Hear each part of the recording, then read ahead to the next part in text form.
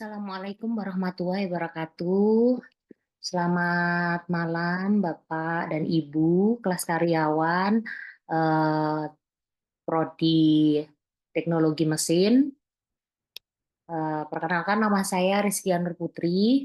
Mungkin Bapak Ibu sekalian sudah familiar dengan saya karena saya juga mengajar di mata kuliah K3 atau Keselamatan dan Kesehatan Kerja. Tapi namun untuk kesempatan kali ini, saya akan membagikan ilmu saya juga tentang teknologi bahan di mata kuliah teknologi bahan pada semester 1 ini.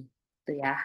Jadi izinkan saya juga membagikan ilmu terkait teknologi bahan, di mana memang teknologi bahan ini sangat penting sekali untuk dipahami terkait eh, terutama untuk mahasiswa-mahasiswa yang sedang mengambil studi di teknologi mesin begitu. Nah, ini kalau misalkan Bapak Ibu mengikuti kelas reguler, saya memiliki rencana pembelajaran seperti ini. Jadi 1 sampai pertemuan 16 ya dalam 1 semester itu memang kita akan mempelajari tentang teknologi bahan.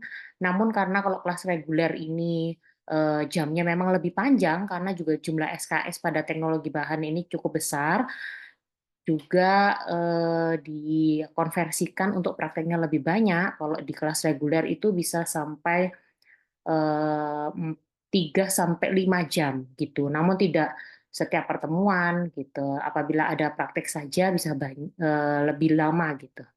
Namun untuk beberapa pertemuan awal kita akan mempelajari tentang apa itu bahan, apa itu teknologi bahan, apa itu biasanya bahan-bahan yang akan sering dipakai dalam mesin itu, contohnya misalnya besi, baja, aluminium, dan lain sebagainya. Kemudian kalau di kelas reguler itu memang kita sering prakteknya itu bekerja sama dengan beberapa perusahaan ya.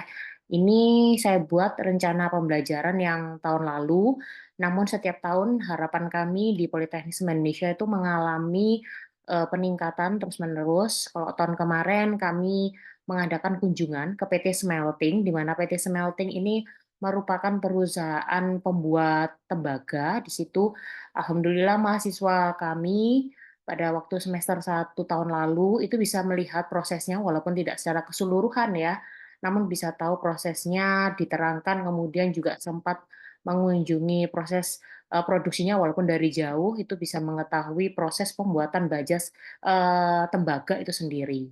Karena juga tembaga merupakan salah satu bahan yang juga familiar di mesin. Tuh, kemudian kalau tahun lalu juga melakukan praktek perbedaan antara bahan yang satu dengan yang lainnya apabila terkena panas seperti itu. Kemudian praktek berikutnya juga ada praktek untuk pengujian non-destructive test dengan menggunakan penetran test gitu. Dan insya Allah yang tahun sekarang di 2024 itu nanti akan semakin banyak praktek seperti itu Bapak Ibu. Sebenarnya nanti kalau misalnya ada praktek yang juga Bapak Ibu bisa lakukan di tempat praktek Bapak Ibu, saya sangat bersyukur gitu. Namun kalau tidak bisa ya bisa mengikuti materi saya saja. Nanti saya akan berusaha untuk membagikan juga materi-materi yang kira-kira disampaikan pada saat kunjungan ke perusahaan, akan saya juga akan apa namanya buatkan PowerPoint-nya supaya juga merasakan atau mendapatkan ilmunya dari kunjungan-kunjungan perusahaan, baik itu kunjungan kuliah lapangan maupun praktek langsung ke perusahaan tersebut. Dan insya Allah tahun ini akan ada kunjungan ke 3 perusahaan gitu ya. Kalau yang satu di Semen Indonesia sendiri, yaitu untuk melakukan praktek apa namanya ini untuk pembedaan bahan-bahan gitu akan ada peralatan kebetulan di Semen Indonesia. Kemudian nanti ada juga praktek korosi yang ada di Swadaya, juga ada praktek NDT test dan juga insya Allah juga akan mengunjungi kembali di PT Smelting untuk mengetahui proses produksi dari tembaga. Baik, kita langsung aja kepada materi, ya kan.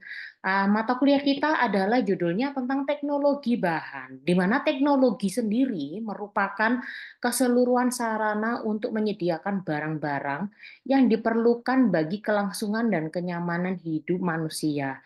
Jadi sebenarnya dalam kehidupan kita, ya Bapak Ibu ya, pasti sudah kerap sekali kita eh, familiar dengan teknologi ya, baik itu yang memang teknologi di bidang IT maupun teknologi-teknologi yang membutuhkan pembuatan dari mesin dan juga yang lainnya gitu ya. Memang kita sudah kerap familiar tentang itu.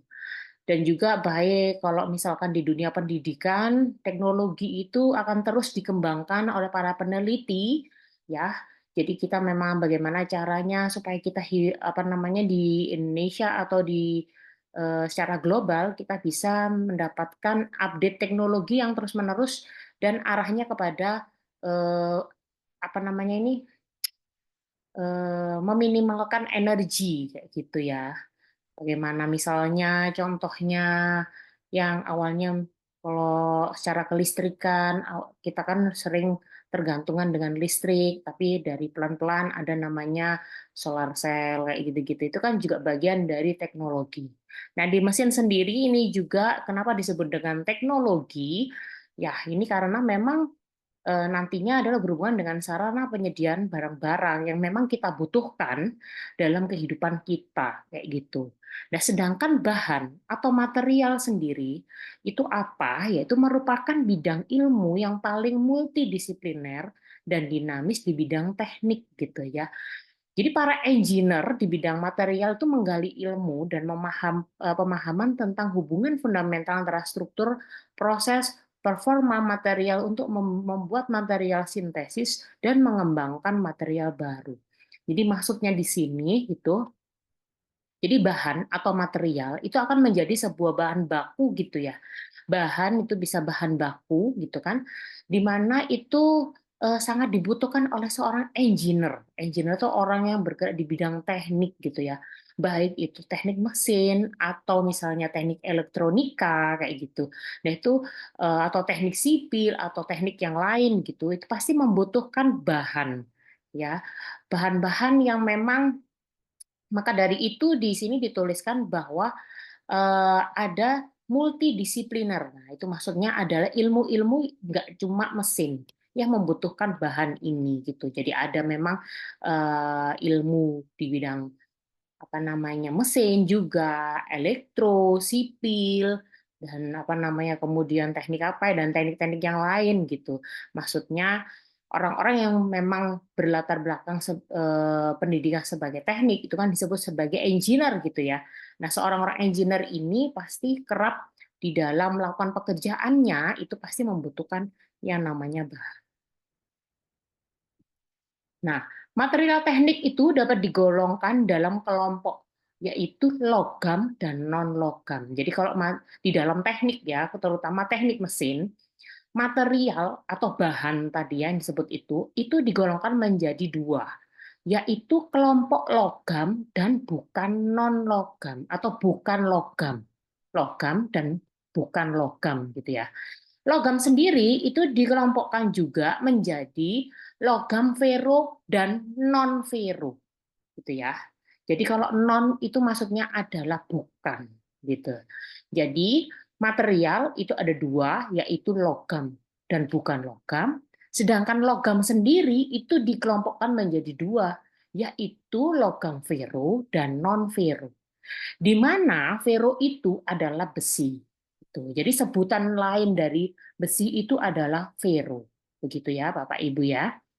Jadi logam itu di dalam ilmu material atau ilmu bahan itu sebutannya adalah fero. Logam, sorry. Besi itu sebutannya adalah fero gitu ya. Nah, sedangkan logam sendiri itu ada yang fero dan ada yang non fero. Jadi ada yang mengandung besi dan ada yang bukan besi itu maksudnya. Begitu ya. Nah, logam murni pengertiannya adalah logam yang tidak dicampur jelas sendirian. Sorry, sorry. Kemudian di bawahnya logam itu ada dua juga, yaitu logam murni dan logam yang tidak murni. atau yang disebut sebagai logam pandu. Begitu Bapak Ibu. Jadi kalau logam murni itu ya memang logam hasil dari tambang dengan kemurnian 9,99. Contohnya misalnya emas. Gitu. Nah, kalau logam campuran atau kalau di dalam bahasa teknik itu adalah paduan, di mana logam itu sudah merupakan campuran dari benda-benda yang lain atau zat-zat lain. Jadi dia sudah tidak murni lagi. Begitu ya. Jadi ini masih awal yaitu tentang pengertiannya dulu. Nah, di sini juga logam didefinisikan sebagai unsur kimia yang memiliki sifat. Jadi yang disebut dengan logam itu adalah sesuatu yang memiliki unsur kimia yang sifatnya itu bisa kita lihat. Kemudian dia itu kuat, keras, dan mampu menghantarkan listrik, menghantarkan panas, warnanya itu mengkilap gitu. Dan umumnya dia itu memiliki titik cair yang tinggi. Gitu. Apabila dipanaskan berarti cepat sekali untuk mencair gitu ya. Kemudian kalau logam fero adalah logam besi, di mana logam itu mengandung unsur besi. Ya, jadi kalau bahasa kimia besi itu adalah fero atau kalau unsur periodik kimianya itu disingkat menjadi Fe. Gitu. Jadi nama lain besi adalah fero atau disingkatnya adalah Fe. Begitu ya. Nah, logam fero disebut besi karbon atau baja karbon. Nah, ini biasanya Bapak Ibu yang memang bergerak di bidang permesinan pasti tahu. Kalau di lapangan itu pasti sebutnya sebagai besi karbon gitu atau baja karbon. Nah, ini merupakan logam fero, di mana fero itu adalah mengandung besi. Begitu ya Bapak Ibu ya. Nah, tetapi kalau logamnya itu enggak ada unsur yang lainnya, tidak murni besi, berarti itu dinamakan logam panduan atau logam campuran gitu. Jadi, besi itu kadang juga dia tidak 100% unsurnya besi aja gitu, tidak 100%.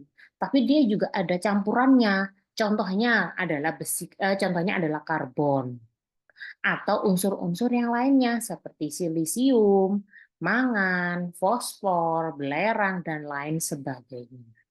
Begitu Bapak Ibu. Nah, di sini ada pertanyaan ya. Ini nomor 1 ini sebenarnya, bukan nomor 3. Beri 3 contoh benda atau barang yang dimiliki yang termasuk dalam logam fero.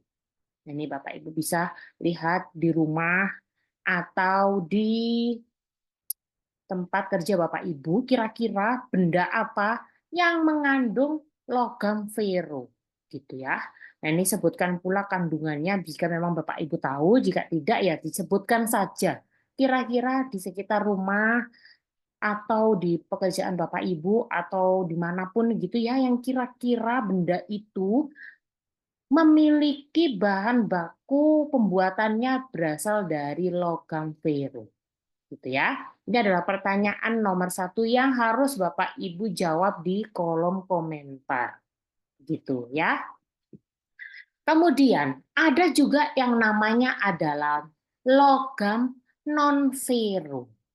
Nah, jadi logam non-fero atau logam yang bukan besi adalah logam yang tidak mengandung unsur besi.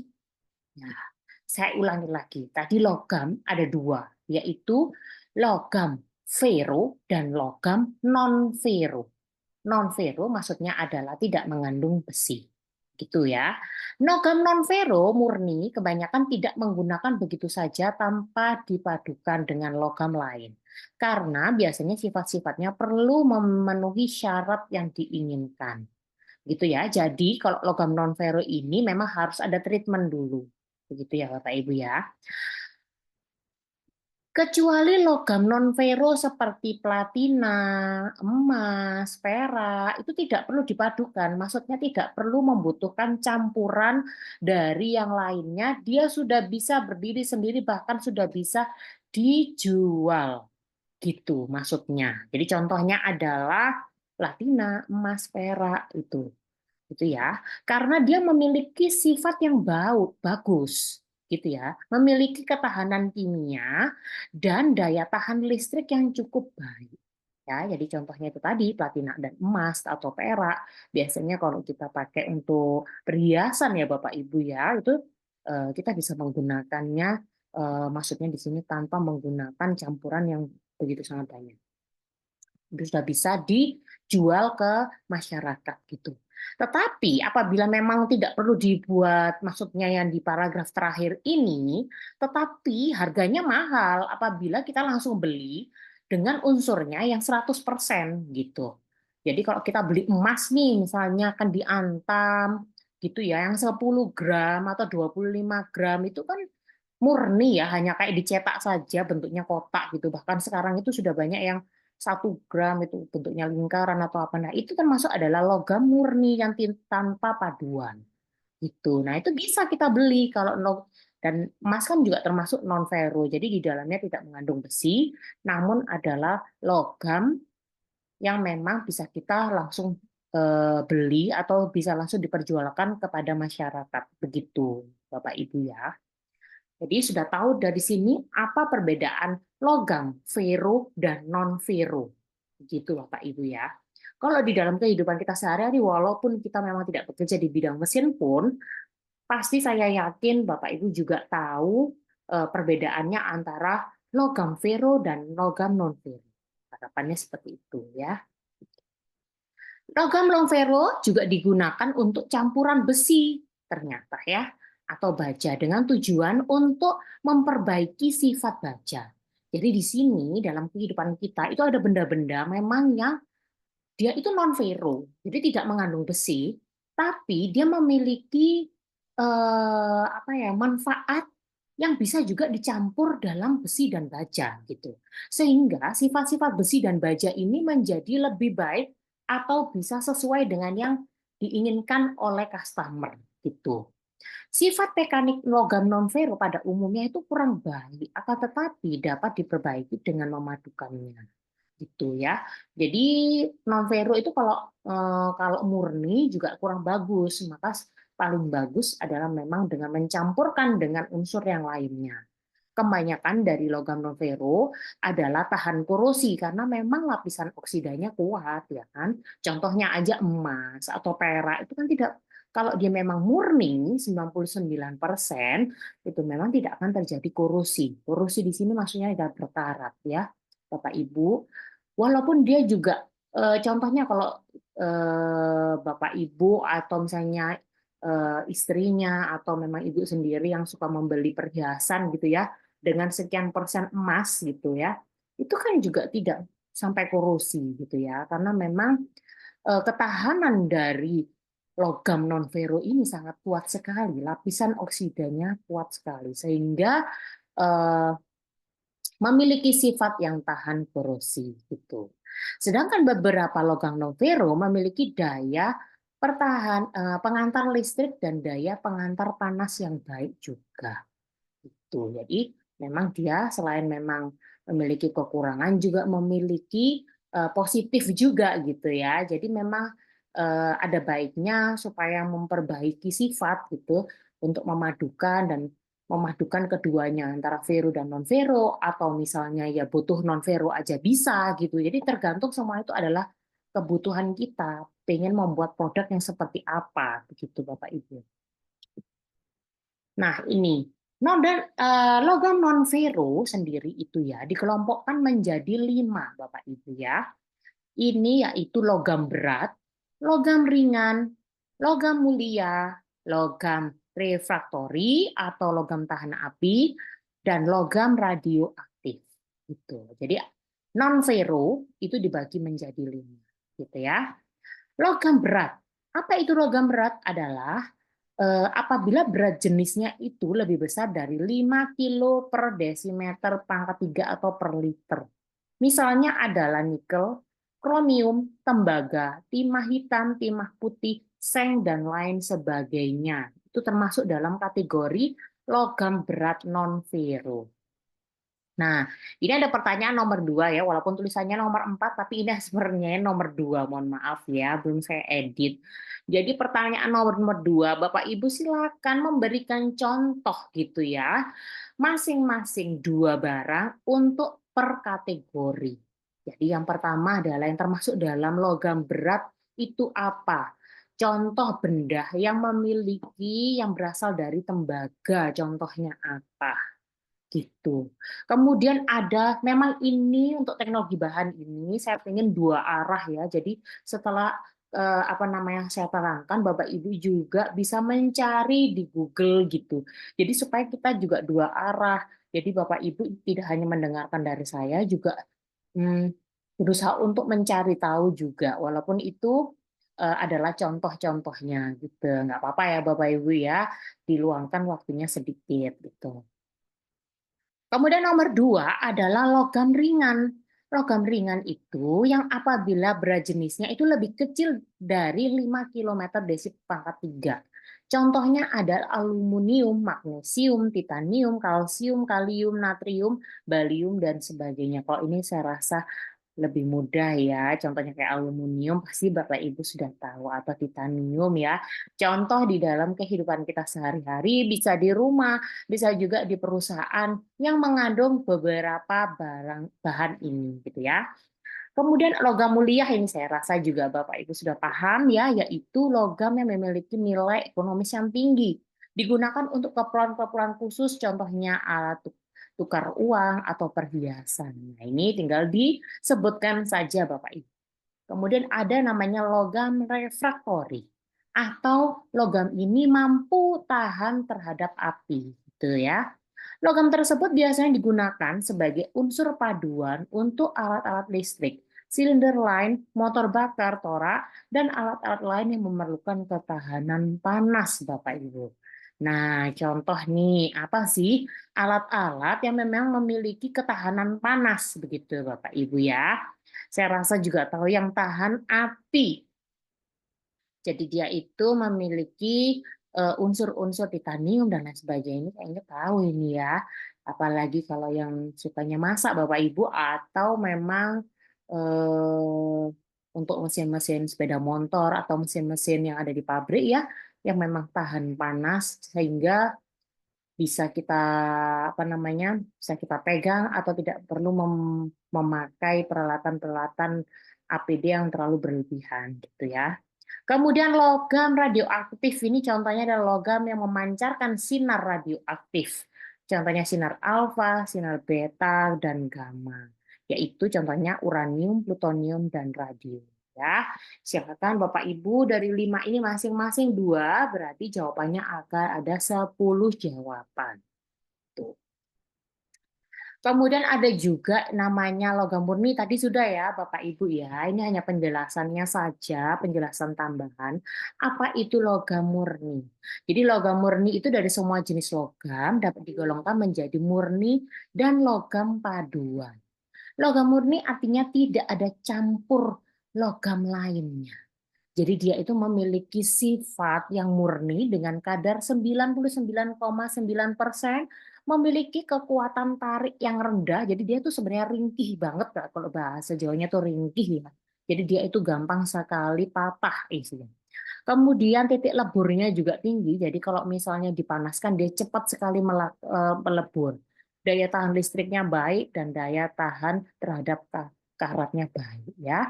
Ini tidak perlu dijawab karena sudah ada di yang slide sebelumnya yang termasuk dalam logam murni. Jadi soalnya tadi 2 gitu ya. Kemudian ini ada juga paduan logam. Nah, paduan itu kalau dalam bahasa teknik namanya adalah campuran Bapak Ibu. Jadi kalau tadi ada logam murni, yang ini adalah logam paduan. Di mana logam paduan ini adalah logam yang dicampur antara 2 sampai lebih logam gitu ya, dalam keadaan cair. Karena itu adalah masuknya logam, jadi logam itu kalau dicampur, dua-duanya, 2 atau lebih itu harus dalam kondisi cair. Berarti dipanaskan dulu, nggak bisa ya, nggak bisa dalam kasar gitu terus disambung atau dicampurkan, itu nggak bisa. Memang kalau logam itu kalau mau dicampurkan, dua-duanya harus dilelehkan dengan suhu yang tinggi, baru kemudian dicampurkan dengan menggunakan campuran-campuran kimia tertentu gitu ya. Logam paduan dikelompokkan menjadi dua, yaitu logam paduan berat dan logam paduan ringan gitu ya. Logam paduan berat yang biasa kita kenal itu seperti ada kuningan, perunggu, paduan nikel, paduan seng, dan lain sebagainya. Sedangkan paduan ringan, contohnya misalkan paduan aluminium, magnesium, dan titanium. Sifat-sifat dari logam paduan, contohnya adalah memiliki kekerasan yang dapat ditingkatkan dari kekerasan logam asalnya. Jadi logam itu pasti kan memiliki tujuan ya. Perusahaan itu pasti punya tujuan tertentu. Kenapa dia harus mencampurkan dua logam atau lebih menjadi satu, begitu Bapak Ibu. Pasti memiliki tujuan, dan tujuan dari perusahaan itu pasti sesuai dengan harapan dari customer ya. Jadi orang dari perusahaan itu lain memang meminta untuk dibuatkan logam itu gitu. Nah, tujuannya kenapa harus dipadukan atau dicampurkan? Salah satunya adalah supaya kekerasan itu dapat ditingkatkan dari kekerasan logam asalnya. Seperti yang Bapak Ibu tadi tahu, bahwa ada beberapa yang termasuk logam murni, itu memang logamnya itu eh, memiliki sifat ketahanan yang rendah gitu ya. Jadi memang harus dipadukan dulu supaya dia lebih tahan atau lebih keras. Kemudian kekuatan tariknya dapat diperbesar. Jadi kalau ditarik dengan kekuatan tertentu, dia memiliki kekuatan. Daya memuainya juga dikurangkan dan titik leburnya juga dapat diturunkan. Jadi tidak mudah memuai gitu Bapak Ibu kalau kena panas itu ya. Nah, ini berarti apa namanya pertanyaan nomor 3. Beri contoh dua barang yang termasuk dalam paduan berat dan beri dua contoh yang termasuk dalam logam paduan ringan.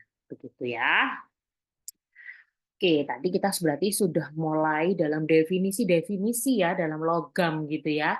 Tadi ada logam non logam, itu kemudian ada ferro non ferro, kemudian ada logam murni, ada logam paduan gitu. Harapannya Bapak Ibu sekalian sudah memahami perbedaan-perbedaannya, apa yang termasuk logam, nanti non logam ini masih belum, kemudian apa yang termasuk ferro dan mana yang termasuk non ferro. Kemudian ini juga ada yang termasuk logam murni, di mana itu adalah memiliki kemurnian 99,9%, dan ada juga logam yang paduan atau campuran. Kemudian ada yang berikutnya, keuntungan dari paduan logam. Ya, Bapak Ibu ya, kenapa sih gitu ya? Jadi dengan memadukan dua logam atau lebih, itu akan memperoleh sifat yang lebih baik, Bapak Ibu, daripada logam aslinya atau logam yang bersifat sendiri-sendiri atau murni, gitu ya. Jadi kembali lagi bahwa kalau logam itu dipadukan atau dicampur, itu akan memiliki sifat-sifat yang lebih baik. Contohnya tadi misalnya kalau besi sendiri, kalau sendirian, besi itu akan memiliki sifat korosi atau berkarat yang tinggi. Nah, namun kalau mau membuat sebuah logam, nah itu harus dipadukan, dicampur dengan yang lain supaya tingkat korosinya itu bisa menurun. Dan contohnya juga misalnya emas. Nah, kalau emas hanya kita beli yang batangan aja ya nggak apa-apa. Tapi kalau untuk perhiasan, maka emas harus dicampurkan dengan yang lain supaya pada saat kita pakai dia tidak mudah sekali memiliki sifat yang panas, tidak mudah memuai, dan memiliki kekerasan yang lebih baik gitu Pak Ibu. Jadi contoh-contohnya seperti itu. Memadukan dua logam yang lemah dapat diperoleh logam paduan yang kuat dan keras. Nah, sini ya. Misalnya tembaga dan timah, keduanya itu logam-logam yang lunak. Tapi kalau dipadukan, dia akan memiliki kekerasan dan kekuatan yang lebih baik yang disebut sebagai perunggu. Nah, itu Bapak Ibu. Oke. Jadi harapan saya gitu ya Bapak Ibu, paham nih ya dari sini contoh tadi antara logam non logam, ferro non ferro, murni paduan gitu ya. Jadi kita sudah belajar 3 hal itu tadi. Nah, ini adalah yang terakhir non logam. Tadi ada logam, Kemudian ini ada non-logam, jadi yang bukan termasuk logam. Nah, bahan-bahan yang bukan termasuk logam itu, tapi masih kita gunakan juga loh, baik di dunia mesin, bangunan, atau keperluan yang lainnya. Bukan logam ini selain digunakan untuk bahan pengganti logam, untuk beberapa keperluan lain yang sangat dibutuhkan sebagai bahan utama. Gitu ya. Contohnya apa saja sih yang termasuk yang bukan logam? Ada 6, Bapak Ibu. Yang pertama adalah bahan pelumas, kemudian ada bahan bakar, ada bahan packing, dan bahan isolasi, karet, plastik, dan keramik. Gitu. Nah, nih silakan ini Bapak Ibu pernah pastikan menemukan juga kan ya barang-barang yang bukan non logam seperti yang sudah dijelaskan 6 berikut ini gitu ya. Nah, ini kalau misalnya dibuat sebuah diagram itu seperti ini, Bapak Ibu. Jadi, material itu ada dua, logam, non-log, dan non-logam.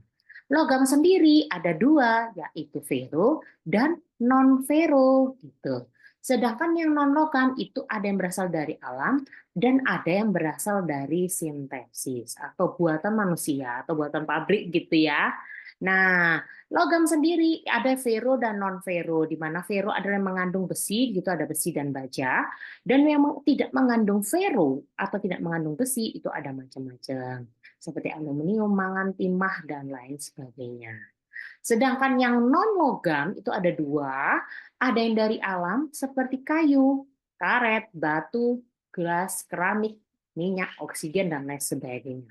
Sedangkan yang non logam tadi termasuk dalam sintesis, contohnya adalah plastik, termosetting, termoplastik, fiber dan sebagainya. Oke, itu dulu dari saya pertemuan yang kedua. Kita akan ketemu lagi di pertemuan yang ketiga ya, karena pertemuan pertama sudah bersama dengan Pak Farid. Terima kasih Bapak Ibu dan jangan lupa untuk mengerjakan berapa tadi ya? 3 soal ya. Nah, silakan. Terima kasih. Assalamualaikum warahmatullahi wabarakatuh. Semoga bermanfaat dan selamat mengerjakan tugas. Juga jangan lupa absen di kolom komentar dengan nama, spasi,